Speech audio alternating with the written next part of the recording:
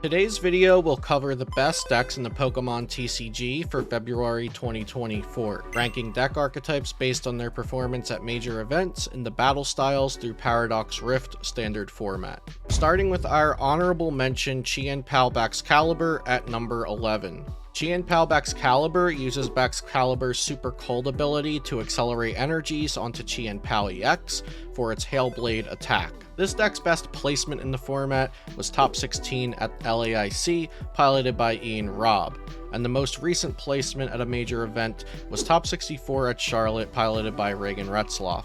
Deck lists for this archetype vary. Some include Iron Hands EX and Lightning Energy, some include Cross Switchers and Canceling Cologne, and some lists attempt to include all of the cards into one list.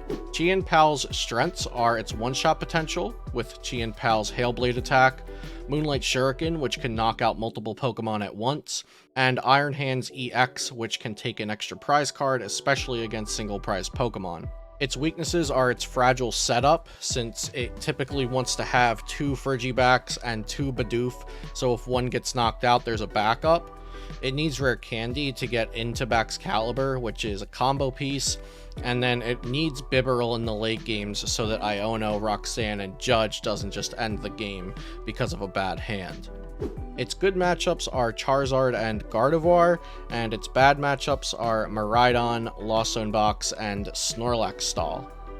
Before we get into the top 10, I'd like to thank the sponsors and affiliates of this channel, PotownStore.com for all of your Pokemon TCG Live code card needs. Use code Celio for 5% off.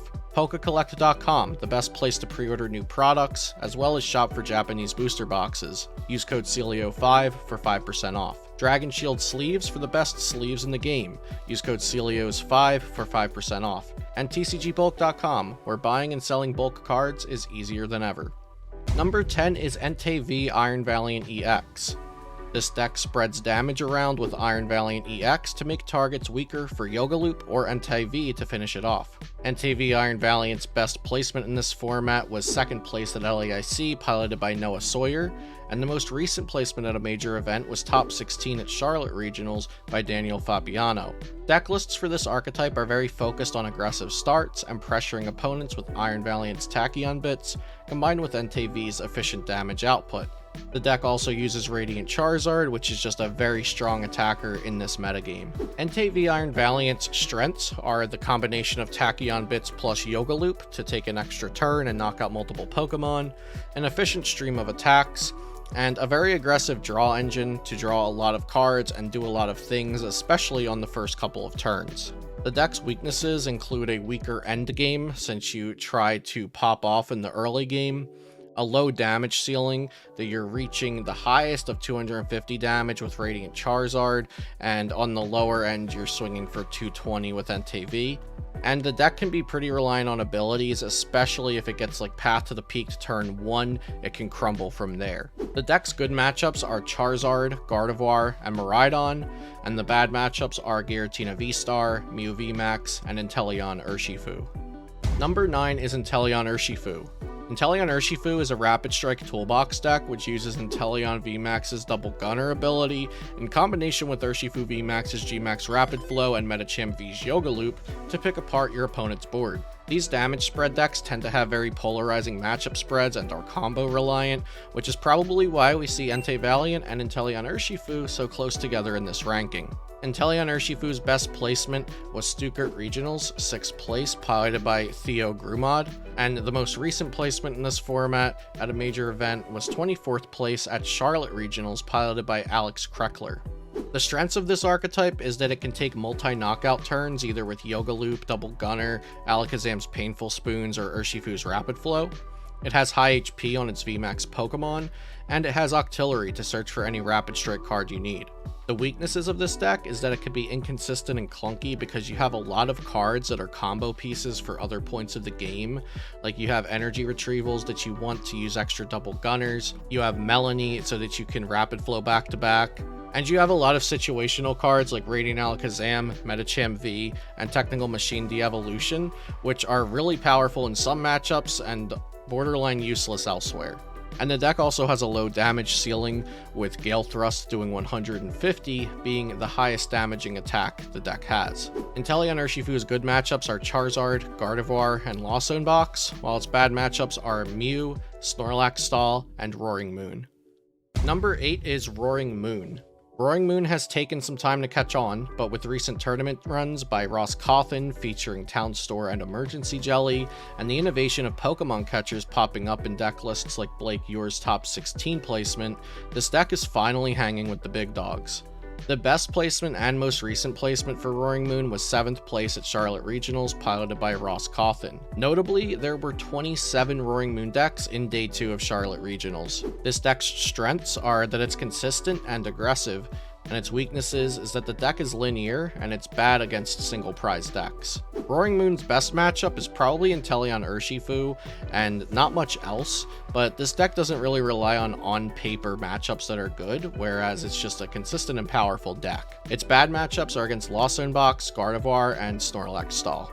Number 7 is Snorlax Stall. Snorlax Stall takes advantage of the deck building norms in the current standard format, since most decks do not typically run enough switching cards to get out of Snorlax's blockability. Most builds of Snorlax resemble Cal Connor's 10th place deck list from Charlotte Regionals, which uses 0 energy cards, but some lists will include Crabominable V and 1 water energy. The less popular variant includes Pidgeotty X and is much more a control deck than it is a stall deck, like Hale Obernulty's top 8 deck list from San Antonio. Snorlax's best placement in this format was winning the Gdansk Regionals, piloted by Lukasz Mazurkiewicz, and its most recent placement was 4th place at Liverpool Regionals, piloted by Nikolaus Christian. The strengths of this deck is that it can take easy wins because you're not really doing too much with the deck, and a lot of opponents' decks will just falter to a counter catcher and put Snorlax in the active, as well as it being awkward to tech for, because even just putting Minior in the deck, which was thought to be just an auto answer to Snorlax Stall, the Minior doesn't even take a knockout if Snorlax has Luxurious Cape or Bravery Charm on it, so oftentimes they're going to need more than just a Minior. The deck's weaknesses is that it loses to Tina, which is one of the best decks in the format, and that it can lose to outlier decks that are built quote-unquote poorly with a lot of switching cards, or just like theme decks with 4 switches for no reason.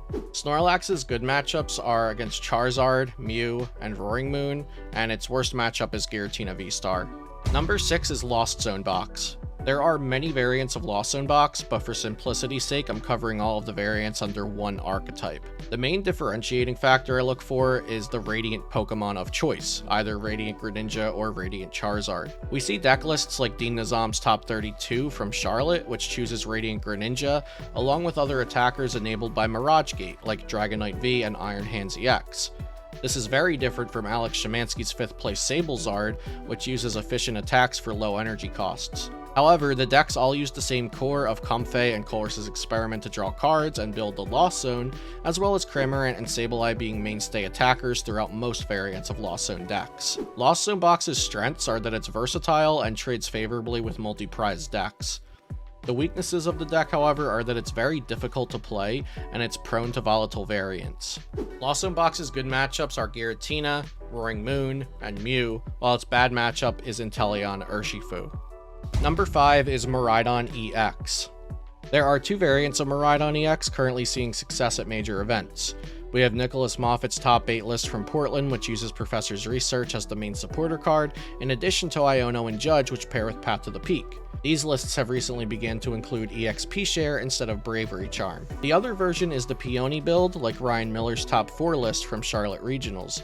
This variant does not play Path to the Peak, and it also includes EXP shares. Miraidon peaked at LAIC, where Yuho Kalama was crowned champion with the deck. Most recently, Ryan Miller placed top 4 at Charlotte, where 15 other Miraidon players also made Day 2. The strengths of this deck is that it's very aggressive and it has a low skill floor, so you don't need to be super precise for the deck to perform. However, the deck's weaknesses include its low skill ceiling, which means you're going to have less opportunity to impact the game with your decisions, and that it is very variance heavy with things like Electric Generator deciding games. The good matchups for Miraidon are Gardevoir and Chien Pao, while its bad matchups are Charizard and Mew. Number 4 is Mew VMAX. While the Fusion Strike build of Mew VMAX with Meloetta and Ice Cube still exists and sees play, such as Xander Perot's top 128 deck list from Charlotte, the hybrid DTE build, popularized by Ian Robb, has seen more success, including first place at Liverpool Regionals, piloted by Fabrizio Ingasilva. Taking up more than 10% of the Day 2 field, Mew VMAX's highest placement at Charlotte Regionals was 12th place by Jay Cristiano. Although it should be noted, Xander Perot finished Day 1 of the event at 9-0 with the Fusion Strike variant. Mew VMAX's strengths are that the deck lists are very optimized. People have been working with Mew VMAX for a very long time, and the deck lists are pretty concrete now. The deck finishes games quickly with just a few knockouts against other multi-prize decks, and of course, we've got Judge Path in the deck, which is a dastardly duo. Mew VMAX's weaknesses are that it is somewhat linear. You can pretty much always tell what your opponent's game plan is.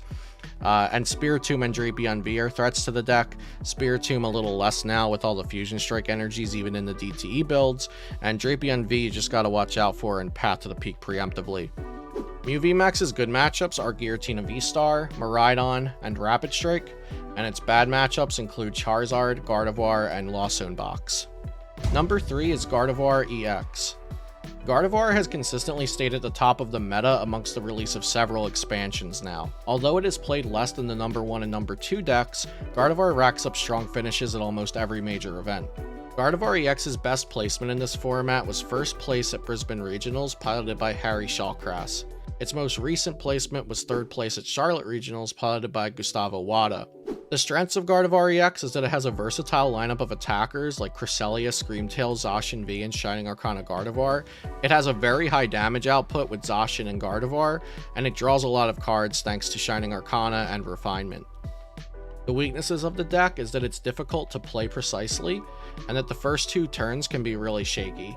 Gardevoir EX's good matchups include Charizard, Mew, and Roaring Moon, while its bad matchups are Miraidon, Inteleon Urshifu, and Entei Iron Valiant. Number 2 is Giratina VSTAR. Commonly regarded as the current best deck in the format, Giratina VSTAR has a very centralized matchup spread, taking 0 heavily unfavorable matchups. John Ang won Portland Regionals, and Vinny Fernandez won Charlotte Regionals with this deck. Giratina VSTAR was almost 20% of the Day 2 field at Charlotte Regionals. Giratina VSTAR's strengths are the combination of Roxanne and Path to the Peak, its high damage output and one-shot potential with Star Requiem, and also having essentially no auto-loss matchups in the format. Giratina's weaknesses are its clunky hand, and also that everyone is prepared for this matchup and practicing against this deck because it is so good and so popular. Giratina VSTAR's good matchups include Charizard and Snorlax Stall, while its bad matchups are Lawson Box and Mew VMAX. The number 1 deck is Charizard EX. Charizard's rank is certainly inflated by its high popularity, but that shouldn't discount the fact that it is a great deck. Azul GG won the San Antonio Regionals with Charizard EX, and then placed 7th at the next Regionals with it again. Most recently, Caleb Rogerson placed 2nd at Charlotte, piloting the deck, and there were 2 top 8 placements at Liverpool Regionals as well. Charizard EX's strengths are that it has a very optimized deck list. This deck has been worked on a lot, and there's very good deck lists that just net deck, like Azul's and Caleb Rogerson's. Charizard EX has very high HP, and also the deck has very high damage output. The weaknesses of the deck are Path to the Peak and Technical Machine De-Evolution.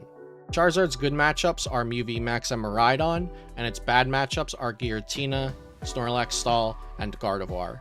Today's rankings were based on statistics from LimitlessTCG.com, but in my personal opinion, either Giratina VSTAR or Gardevoir EX are the overall best deck in the format. Any of the decks listed today can and likely will find success at tournaments in the standard format. Subscribe to the channel for more Pokemon TCG content, and you can support my channel with the coupon codes and links in the description down below. Thanks for watching, and I'll see you next time here on Celio's Network.